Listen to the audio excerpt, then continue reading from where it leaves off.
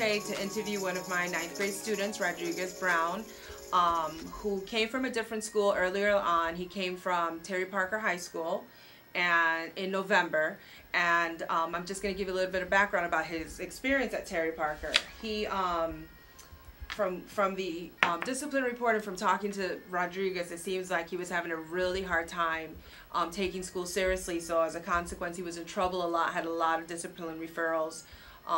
It resulted, unfortunately for him, in an altercation between him and the school-based officer where you spit in his face, was it, when he was trying to get you to go to class? Or you felt like he was spitting when he was yelling at you to go to class.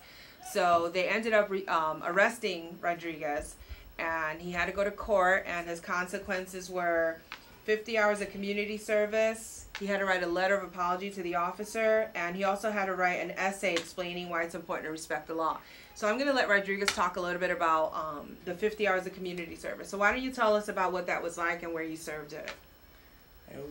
I had to serve 50 hours community service at the Bridge in Northeast Florida for Mr. Ricky Simon. I mean, all I had to really do was run errands around the building for him, because when he was like days he was short with workers, he'll ask me to do certain little things, and I would help him, and he'll count them as my hours.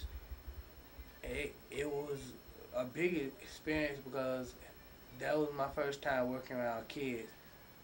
It was fun, but at the same time I had to be serious, because if I didn't, the kids would have just took me as a joke and wouldn't think that I was just playing. So I learned to be more serious around them.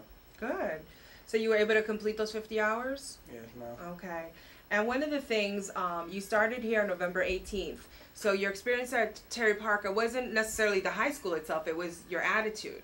And you weren't really taking it serious. So then you come to Rains, which is your home school, and talk about what that was like for you when you first got here.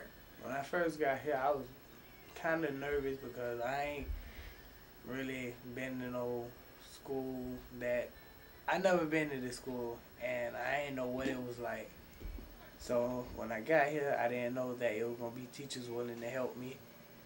So when I got here, Mr. Aponte was willing to help me do my letter of apology and my paper to my essay. And with her help, it helps me feel that as long as she putting forth the effort, I should put forth the effort too to get my education. Okay. So what I'd like you to do now is, if you could, as loud as you can, read the essay that you wrote that with a little bit of support from my end, because I think you did a fantastic job, and I think that the folks watching this would appreciate hearing what you wrote. And again, this essay, the focus was explaining why it's important to respect the law. So why don't you go ahead and read that? When I was a student at Terry Parker, I found myself getting into trouble. For example, I was skipping class and cursing out staff members. Therefore, I was being threatened to get arrested by the school police officer. This was a constant problem on my second year there. So in the middle of the year, I finally got arrested for resisting arrest. As a consequence of all my offenses, I had to do community service and write an essay and a letter of apology. Now I attend Rains High School. I still am having a little problem with my attitude. I'm thankful I have Mr. Aponte and Mr. Reynolds to help me change my ways, so I won't end up in any more trouble with the law or school. In conclusion, I now realize that obeying the law is important to my life and future. If I want to be someone in life, I have to stop my foolishness and be more focused on my schoolwork. Okay, thank you for reading that.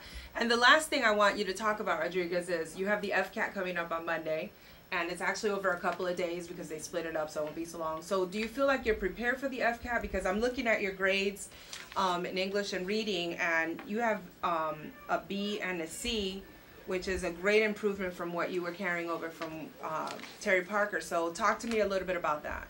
I'm ready. I'm nervous, but at the same time, I'm ready for the FCAT because I'm nervous because it's new and I don't know what's the challenge gonna be this year. But I'm ready for it because I had teachers that were breaking everything down, putting it on right there basis, so I know it's right there in front of me. Just look. Okay. All right, well, that's all the time we have. Thank you for tuning in, and I want to thank Rodriguez Brown for coming over here and doing this interview with us. And till next time, thank you.